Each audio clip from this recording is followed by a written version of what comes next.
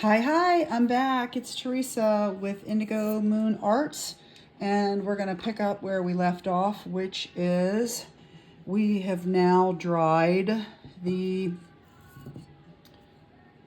primered bottles. So I put one image on already. I'm going to show you how to do the other, but I like them to dry so we can work. We don't have to stop for drying time. So this is the bottle that we're working with now.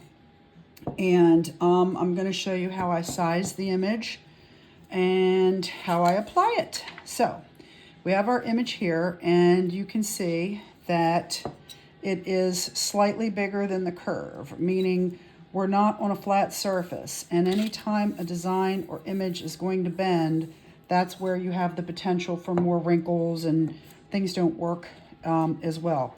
I will say this, some people wet images. On this type of paper, which is copy paper, I am not going to be wetting the image. We do that sometimes with rice papers or scrapbook papers, depends on how thick they are, how well they'll adhere, or what will crackle and break through the surface of the image. So for now, all we're going to do is we're going to adjust the size just a little tiny bit before we put it on, and I'm going to show you how I do that. So again, if we can trim the image just a little tiny bit, it will go on the bottle better simply by trying to avoid some of where it isn't flat on the bottle. So I'm going to cut off just a tiny little bit of this, keeping her straight. Okay, and I'm going to cut off a little bit of the bottom. Okay, I like my corners rounded, and I like them rounded especially because of the shape of the bottle. A point versus a round edge is a little bit easier to make it stick. So the more round I can make it, the better it's going to be. It means it's sticking more to the flat surface as I'm cutting a little bit off. I really don't want to cut too much more off, because in doing so, what's going to happen is I tap over the image with paint. That's part and parcel to the blending. So right now I think the image will fit pretty well. I feel like I can get it down. It's centered on the bottle. So let's get gluing.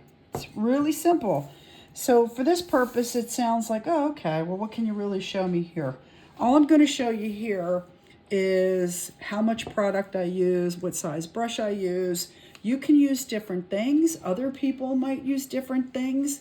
But I don't use the foam brushes for this. I actually use, a smaller brush. The smaller the brush, the more control. Brushes should always be slightly wet or damp. The only time you ever want to use a dry brush is for stippling, or when you want to add some kind of spattered technique, but not for anything where you're ever filling an entire space. A dry brush would never do it. It'd be like trying to clean your tub with a dry scrub brush. Doesn't work, right? So I'm going to dip it into my Mod Podge, nice healthy amount on it. I put it right on the bottle first. So to be honest with you, if I were here by myself, I would dump a healthy portion right in the center, about the size of a quarter, and I would get started there just to get it out there. We know that the image is taking up pretty much the entire center of the bottle. This has ridges. This has texture. Texture is always a more difficult surface to adhere to because it's not flat. So you've got ridges, and so we're going to go a little heavier where those ridges are. We already had Mod Podge on the bottle, so adding more, you really can't go wrong unless you're just slapping a whole bunch. But anyway, I always put it directly on the surface, so I know it's touching the surface, and I put a little tiny bit on the corners and edges. I don't worry about the middle so much, and I flip it over, make sure it's going in the right direction, and I pop it down. You can adjust it pretty easily if it's not wet. See, that's another reason why I don't use wet. And again, different products, you might want to use wet for a napkin or I don't know, I don't really use napkins that much. I find that they can fall apart really easily. That's just a personal preference, not telling you not to use napkins. Napkins are great too. They're just more tricky to get the wrinkles out of. Then as soon as I put it down, then I'm going to go back again to the edges the parts that you don't want popping up, right? So you don't have to worry about the middle. You know the middle's going to stay down. And then I always just run my brush kind of around the corners like that. And then I push. I'm using a moderate amount of pressure, especially, and I'm pushing. I'm pushing down. Again, I'm going back. If you can see, I'm going under what's sticking up just to make sure it's got an extra layer, and then I'm pushing. Now, I use my finger, good, bad, or indifferent, but I kind of know what I'm doing, so I don't want to tell you to do that, because if your Mod Podge is too dry, it's dried a little bit, you've walked away from it, and you put your finger on it, you're gonna harm the image. So for me, right now, since I just finished, I'm just feeling, because the one thing about my finger is I can feel if there's air bubbles underneath, which I can't do with a brush. This tends to be a weak spot for me. This part on an image, just based on being right-handed, most people will have an area that doesn't seem to adhere more than the others, and it's just your muscle memory. It's just the way, the order in which you do things. So it feels like everything is down to me. That's it. I'm not going to touch it again. I'm just saying I like to feel for my air bubbles. If you don't not comfortable doing it, don't doing it. I don't want you ruining your image. And then I go over it once again once I feel like it's down. Again, I'm applying some pressure.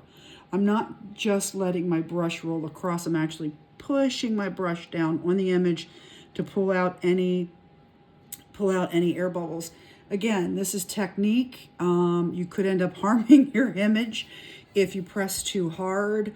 Do what you're comfortable with and what you know. And now we have an image that's down, and this will need to dry. It looks pretty centered.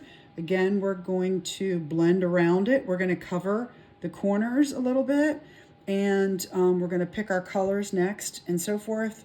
So we're going to let that dry. Now this one, which we've already done, we're going to check before we go any further. We're going to make sure that our image is adhered nicely, and it is. There's no parts lifted where we could actually fix them now before we start painting. You can Mod Podge over this again if you like. You can varnish now if you like. I don't, but if you do, it does protect your image. What varnish does versus Mod Podge, Mod Podge helps. But if your image is varnished and you get paint on it, you can wipe it off with water. Whereas if it's not varnished, I would not recommend putting any amount of water on an image while you're working. So as we go, let's go. I'm going to get my little thing of water over here. And I always put my brushes so I don't have to get up. Just dabbing it a little tiny bit just to clean it out, and I'm going to let it sit there.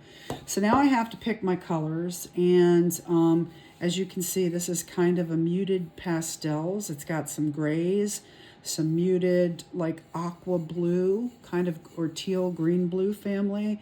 We've got some pale pinks as well as a little bit of fuchsia in there. And then she's lovely with her brown hair. So that's our color palette. And we're going to do the background, so we definitely want to try to use grays. I'm going to say gray, pinks, and a very light teal are our primaries. Again, everything is nice and dry. If you get something like this that happens, we can just tap a little bit more Mod Podge or paint on that. I just did that. I'll hit it again with a little bit more white paint later. But I haven't picked my paints yet, so I would like to do that now. That's the next part of our video. And let's take a look at our bottles from yesterday. These are the ones I did yesterday. And you can see the blending. You can see, looking at the backgrounds, we had some blue, we had some gray, we had some pink, and how we chose to blend. I always start with black on gothy bottles or vintage bottles or rustic bottles. I recommend using browns, blacks, or taupes for background colors. So with this one, it's lighter.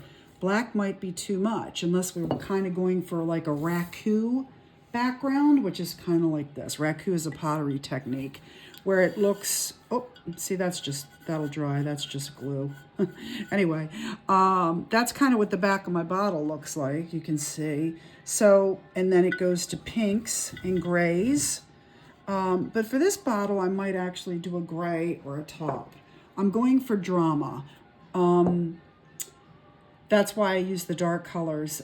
They're moody. To me, anytime you have a dark color, it makes a bottle a little bit more moody. So that's it for now. Don't want to hold you up this way for those folks that, that are following along in the process. Next up, blending.